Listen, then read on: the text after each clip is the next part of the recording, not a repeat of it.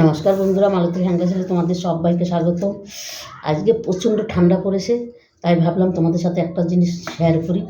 তাই আজকে এই এই ঠান্ডার দিনে তো সব রকম জিনিসই পাওয়া যায়। ধনে পাতা এত সুন্দর পাওয়া যায়, আজকে ধনে পাতার চপ করব। তাই বেশ দুপুরবেলা আমি রান্নার টাইমে এগুলো ভালো করে দেখো ডান্ডিগুলো এই গোড়াগুলো কেটে ধুয়ে সুন্দর করে জল ঝরিয়ে রেখে দিয়েছি। এবার আমি এটাকে সরিয়ে দিলাম। এখানে দেখো আমি একটু বেসন নিয়ে নিছি আগের দিয়ে, আর এখানে নিচ্ছি চালের গুঁড়ো। চালের গুঁড়ো একটু বেশি দিচ্ছি, তাইলে এটার স্বাদটা একদম পুরো দারুণ লাগবে। এখানে দিলাম চালের গুঁড়ো হাফ বাটি, দিয়ে দিলাম আন্দাজ মতন লবণ, সাথে দিয়ে দিলাম হলুদ। এটা এমন কিছুই লাগে না। দিয়ে দিলাম মধ্যে একটু কাঁচা লঙ্কাও কুচিয়ে রেখেছিলাম, সেই কাঁচা লঙ্কাটা আমি দিয়ে দিচ্ছি। ঝাল ঝাল লাগবে, শীতের দিনে দারুণ লাগবে খেতে, অসাধারণ। তারপরে দিয়ে দিচ্ছি ঝাল লঙ্কার গুঁড়ো একটু।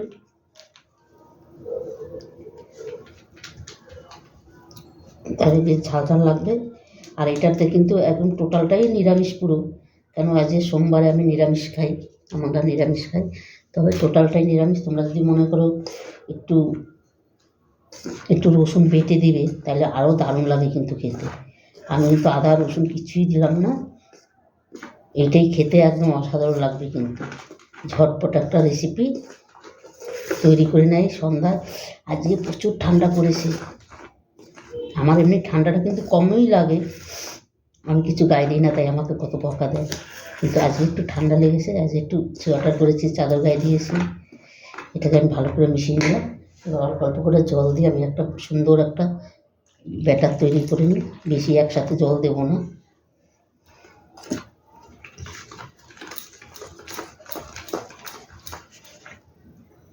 চালের গুঁড়ো আছে, একটু জলটা বেশি লাগে।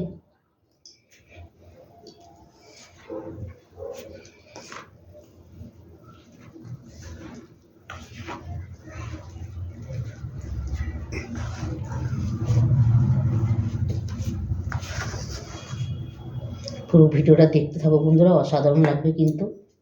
আর সন্ধ্যার টিফিনটা পুরো জমে যাবে শীতে, দারুণ একটা রেসিপি। এটাকে আমি ঢাকা দিয়ে আমি পুরো 5 মিনিট মতন রেখে দেবো। একটু রেখে দিলে, রেস্টে রেখে দিলে দারুণ হয় কিন্তু, খুব সুন্দর একটা সে তৈরি হয়। আমার একটু জল লাগবে, কিন্তু আমি দিচ্ছি।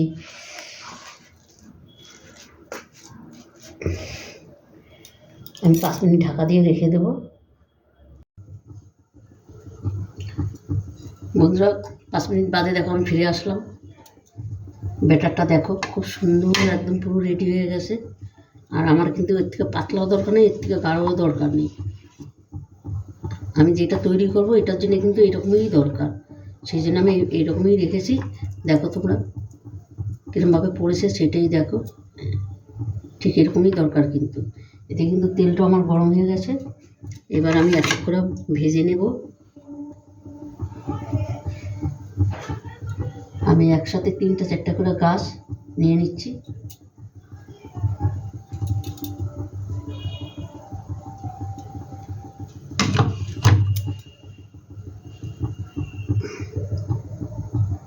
একবার আমি 4টে গাছ নিয়ে নিলাম। আবার এমন একখানা গাছ আছে একটা নিলেও হয়ে যায়।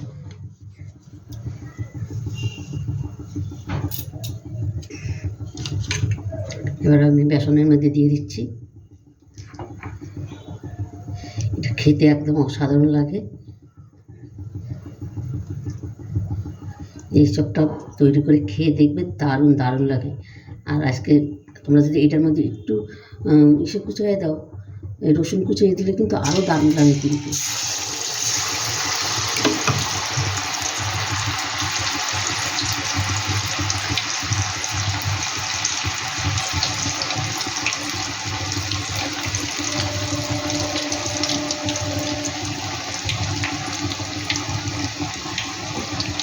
আস্তে আস্তে দিয়ে রান্নার তেলটা কিন্তু দেখো আমার অনেকটাই কিন্তু দেওয়ার সময় তেলটা উপরে উঠে গেল, কিন্তু যখন দেবে একটু সাবধানে দেবে।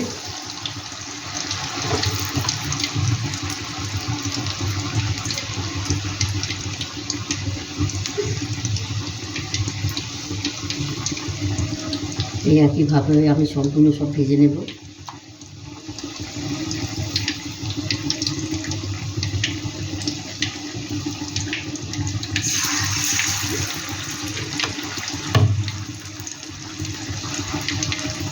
তেলটা প্রথমে একটু ভালো করে গরম করে এক পিঠ হয়ে গেলে তখন তেলটা একটু কমিয়ে দেবে, আঁচটা কমিয়ে দিবে, তা না নাহলে ভিতরটা হবে না, উপরটা পুড়ে যাবে, তাহলে আর খাস্তা হবে না। আর এটা খুব সুন্দর খাস্তা হবে কিন্তু।